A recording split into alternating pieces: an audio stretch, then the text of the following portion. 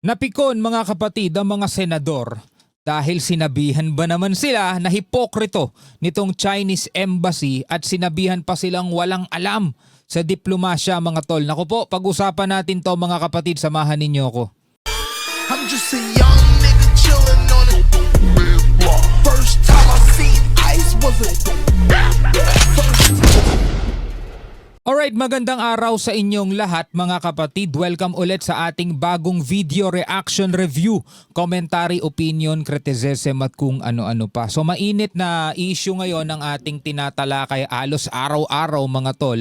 Ito'y may kaugnayan nga sa world war o patutsyadahan ng ating mga senador at ilang opisyal ng ating gobyerno laban dito sa mga Chinese diplomats mga tol. At ito na nga ang pinakabagong pagbatikos na tila ba ikinapikon ng ating mga senador matapos silang tawaging hipokrito dahil dun sa kanilang ipinasang resolusyon na kumukundi na nga sa mga patutsyada nitong mga Chinese diplomats o Chinese embassy na nandirito sa Pilipinas.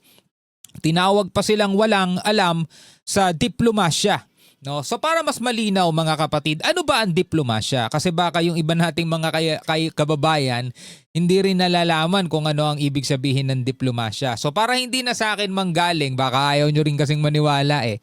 Eto, sinearch ko na para sa inyo mga tol, no? Ang diplomasya ay ang sining at pagsasanay ng pakikipag-ayos, negosasyon at pamamahala ng relasyon sa pagitan ng mga bansa, grupo o kinatawan. Ito ay gumagamit ng mahinahon, matalino at estratehikong komunikasyon upang makamit ang kapayapaan, kalakalan at pagtutulungan sa halip na dahas o digmaan. Sa madaling salita mga kapatid, nakikipag-usap lang. Okay, nakikipag-usap tayo mga tol. Halimbawa, meron tayong problema, meron tayong gagawing pagpupulong at doon pag-uusapan kung ano ba yung problema at doon magkakaroon ng kasunduan para malutas kung ano ba yung problema. Para hindi na mauwi sa declaring war katulad na lang halimbawa ng nangyayari dito sa Middle East, 'di ba? Nagsasagawa sila ng mga bombahan kasi ayaw nila mag-usap eh. O kung meron man silang pinag-uusapan, di rin sila magkasundo kasi pareho silang merong ipinupush. At kapag hindi nila nakamit yung kagustuhan nila, is bigla na lang silang maglo-launch ng ballistic missile, maglo-launch ng airstrike, ganun eh, 'di ba? Sa Middle East, sa Israel, sa Amerika, ganun din mga tol. So dito, 'yan ang iniiwasan natin. 'Yan ang pinaka-iniiwasan natin kasi nasa saligang batas din natin 'yan. Hindi natin ipupush yung pakikipaggera, lalo't alam din naman natin mga kapatid, para tayong engot nun, di ba? Makikipaggera tayo kahit alam naman nating wala tayong laban. Ngayon mga kapatid, eto na nga. Ang pakikipagdiplomasya, lagi nating sinasabi dito sa ating reaction video, hindi yan one way.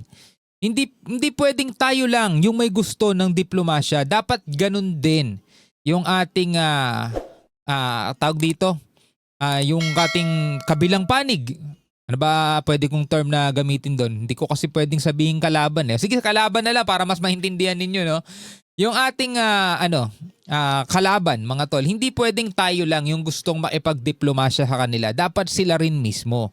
Sabi nga mga kapatid, eto bago natin i-play itong balitang to Sabing ganon ng Chinese ambassador to PH government, let's sit down, let's talk. Eto, panoorin muna natin to mga tol. Panoorin natin itong sabi ng Chinese ambassador. Let's sit down. Let's talk. Let's find ways to manage differences. So this year, the Philippines serves as ASEAN's chair. So both China and the Philippines, we all hope that we can speed up consultations on the what we call COC, Code of Conduct in the South China Sea. So reaching that agreement would lay a solid foundation for managing maritime differences and advancing bilateral relations. Sometimes we also hear some noise from time to time. It seems that they want to spread false narratives, smear China, and stoke confrontation. It is the mission of our embassy to firmly, loudly, clearly say no to those people. Okay, so sila ang bida. Sila ang bida. Sabi niya gano'n, let's talk. Let's sit down. Let's find ways to manage our differences. Sabing ganon, pag-usapan natin, tara umupo tayo, mag-usap tayo at hanapan natin ng paraan para malulutas natin yung ating pagkakaiba. Halimbawa na lang mga tol, yung ating claim at yung kanilang claim. Marami daw kasi mga kapatid nagpapakalat ng mga false narratives, ibig sabihin mga kasinungalingan at sinisiraan lang sila. No, sinisiraan itong China. Ngayon mga kapatid, tulad nga nung sinabi natin kanina, itong binasa natin, ang diplomasya ay pakikipag-usap. Ngayon mga tol, kitang-kita natin sa napakaraming pagkakataon, 'di ba? Mula pa man nitong mga nakaraang taon na napakarami na nating ipinadala sa kanilang diplomatic protest, nakikipagkasundo sa kanila, nakikipagkamayan, nakikipagpulong, habang yung kanilang mga China Coast Guard is patuloy na gumagawa ng karahasan. Katulad ng halimbawa pangwa-water cannon kung saan nasasaktan, nasusugatan, nasisira barko natin, nasasaktan yung mga crew, nasusugatan yung mga crew. Ngayon, kung pakikipag-usap, kung diplomasya mga tol, hindi kasama dapat yun eh. Kasi paano tayo magkakaroon ng kasunduan, paano tayo magkakaroon ng pakikipagkasundo, pakikipag-ayos kung habang yung mga opisyal natin ng gobyerno nakikipagkamay sa kanila, yung mga China Coast Guard nila is pinapalayas tayo sa loob ng EEZ natin. Again mga kapatid kalimutan nyo muna yung usapin dito sa Kalayaan Group of Island, Kalayaan Pag-asa Island o sa mga island features dyan. Kasi hindi naman doon nangyayari mga tol yung mga pangharas ng China Coast Guard. Sa mismong kalawakan ng 200 nautical miles exclusive economic zone sa dagat mga tol. Which is kahit yung mga pro-China alam nila na yung ruling, yung 2016 arbitral ruling, binibigyan tayo ng karapatan na makapangisda, makapag-explore, makapag-exploit dito sa ating 200 nautical miles exclusive economic zone. At kahit yung mga pro-China, alam nila na yung 2016 arbitral ruling o yung tribunal ay pinawalang bisa, in-invalidate etong 9-dash line ng China. Pero hindi nila magawang punahin yung ginagawa mga tol ng China na pangwa-water cannon at panghaharas sa ating mga mangingisda. Nagpo-focus sila doon sa mga island features mga tol dahil nga daw nasa labas ng ating exclusive economic zone. Yan daw ay mga disputed area. Again mga tol wag muna tayong tumalon doon sa problemang yon. Dito muna tayo sa kawalang respeto ng ating mga kapitbahay na bansa. Ngayon, eto, puntahan na natin. Etong report na to, ito yung pambatikos na sinabi ng Chinese diplomat mga tol sa ating mga senador. Pero again, disclaimer, ano ba pwede nating itawag? Hindi natin sinusuportahan o hindi natin ine-endorso ang kahit na sino man sa mga politikong to. Okay, gusto ko lamang makita ninyo kung paano magkakaroon ng diplomasya kung ganito mga tol ang ating mga bisita. Nagbubunga ng respeto ang respeto. Ito ang matalim na sagot ni Senate President Vicente Sotto III sa mga bagong pahayag ni Chinese Embassy in the Philippines spokesperson Ji Lingpen. Kasunod ito ng pag-adapt ng mataas na kapulungan ng Kongreso ng resolusyon na kumukondena sa mga pahayag ng naturang Chinese diplomat laban sa mga opisyal at institusyon ng Pilipinas. Sa panibagong buwelta ni Ji, maring tinutulan at kinundena ng embahada ang aniyay anti-China resolution ng Senado. Paulit-ulit anyang dumudulog ang mga mambabatas ng Pilipinas sa pananakot at intimidasyon laban sa Chinese diplomats. So tayo yung nag-i-intimidate at nananakot doon sa mga Chinese diplomat mga tol. Ayon dito sa inchik na to na nagsasalita. Ayon pa sa tagapagsalita ng Chinese Embassy, Si Jin Lingpeng. Sinabi ng mga legislador na kinakatawan nila ang opinyon ng mga tao ngunit binabaluktot lang naman ang katotohanan at nililigaw ang publiko. Okay, so binabaluktot ang katotohanan at nililigaw ang publiko. Ano bang klaseng katotohanan yung binabaluktot at nililigaw ng publiko at nililigaw ang publiko? Yung pangwa-water cannon nila, it means hindi totoo. Yung panghaharas nila sa mga mangingisdang Pilipino, it means hindi totoo. Yung pangaangkin nila sa soberanya ng Pilipinas which is the 200 nautical miles exclusive economic zone, hindi totoo. Yun ba ay binabaluktot lamang at para nililito ang publiko? Ngayon, ang tanong, kung gagawin yan ng mga senador o kung gagawin yan ng mga Pilipino, anong mapapala natin? Kung iimbento lang yun. Diba? Anong mapapala ng Pilipinas? Para gumawa ng ganong klaseng istorya. Gawa natin ng istorya itong mga Chinese. Sabihin natin, hinaharas tayo. Sabihin natin, inaagaw yung 200 nautical miles exclusive economic zone natin. Anong benefit nun para sa Pilipinas? Diba? In fact, ayaw nga natin silang kaaway. Diba? Yun nga yung gusto natin mga tol, magkaroon tayo ng pagkakaisa, magkaroon tayo ng kapayapaan at magkaroon tayo ng magandang relasyon dito sa China. So bakit natin sila gagawa ng kwento?